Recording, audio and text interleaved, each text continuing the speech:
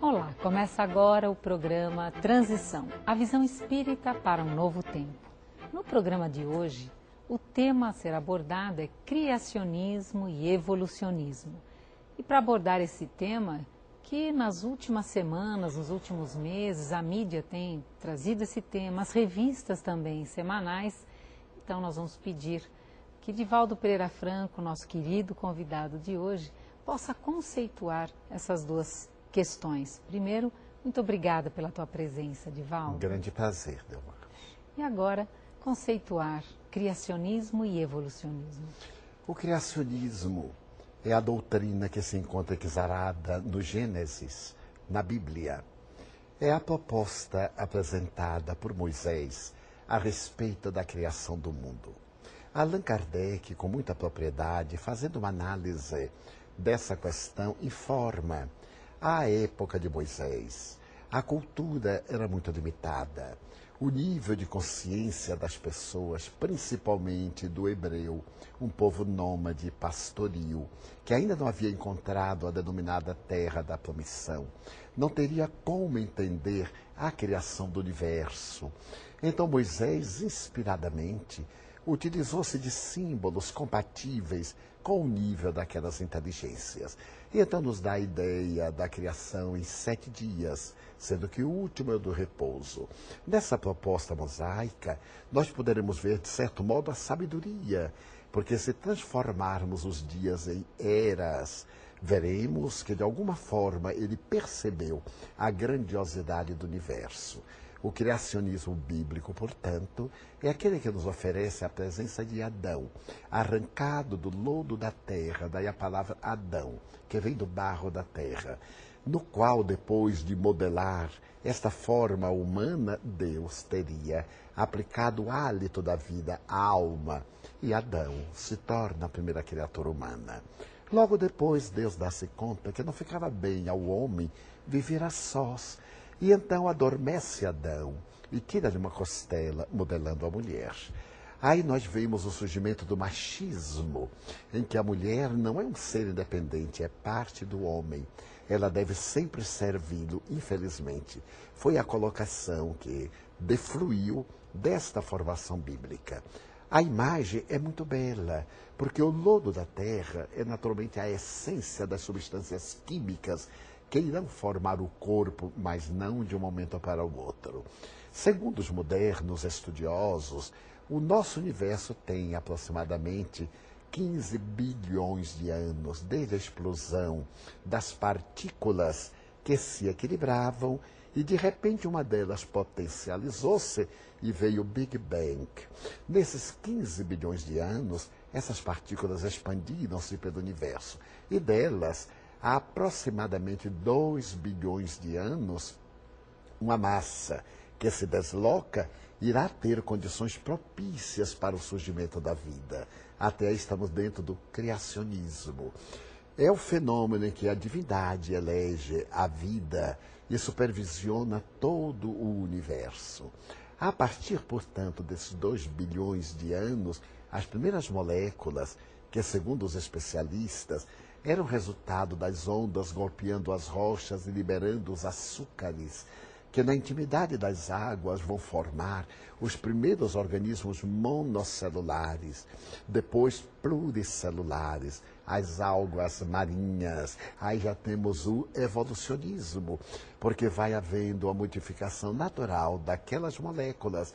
As algas marinhas depois se transformam em outras formas vivas, agora animais, os primeiros peixes, batráquios, répteis, os animais que povoam toda a terra.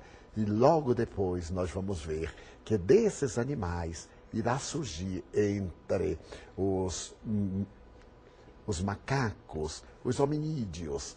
Bifurca-se aquela árvore e teremos a continuação simiesca e agora a dos pitecântropos erectus, dos hominídeos, que irão oferecer-nos a indumentária para o ser que somos, num processo de evolução.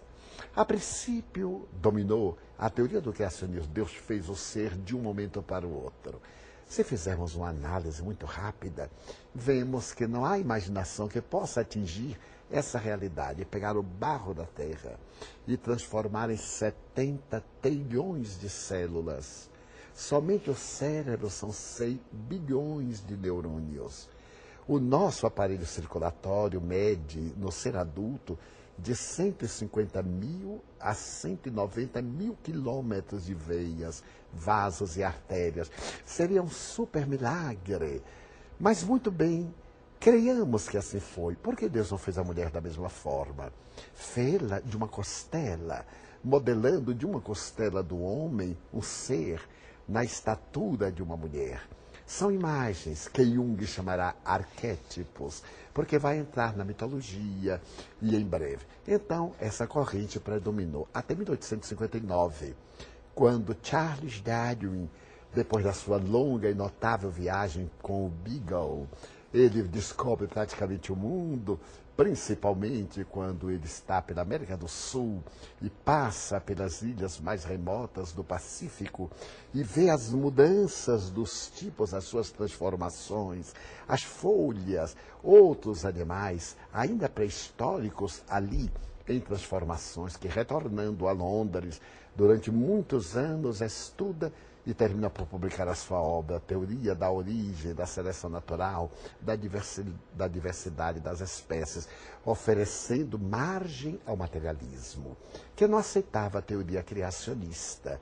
Somente que, ao Espiritismo, é que cabe a grande honra de fazer a ponte entre o criacionismo e a doutrina apresentada pelo evolucionismo. Por quê? Porque o Espiritismo foi apresentado 2 anos antes de Charles Darwin, em Paris, em 1857. Portanto, 2 anos.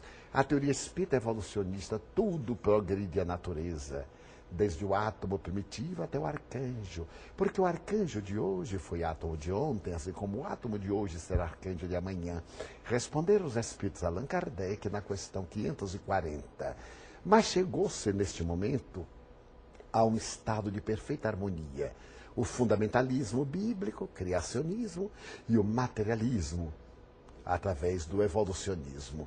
No dia 26 de junho do ano 2000, na sala leste da Casa Branca, o presidente Bill Clinton estava diante de câmeras de televisão, de estações de rádio, com o telefone ligado diretamente ao primeiro-ministro Tony Blair, da Inglaterra.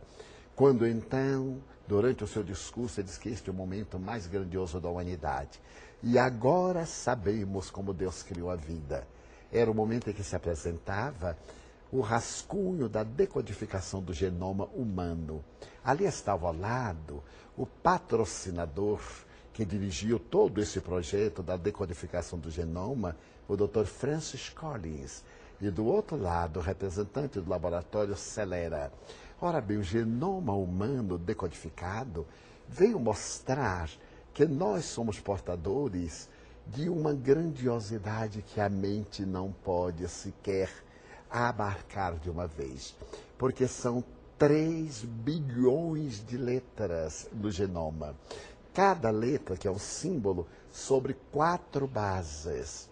Diz o Dr. Francis Collins, para entendermos, se acumulássemos todas essas letras, elas dariam um edifício de 53 andares.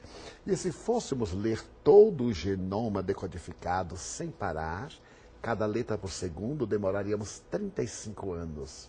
Mas por que agora se sabia como Deus criou o mundo? Porque no genoma está toda a nossa história antropológica, desde os primeiros aglutinares de partículas, desde as iniciais até a complexidade que somos. Então a ciência hoje chegou a uma perfeita fusão. Deus dá o hálito da vida.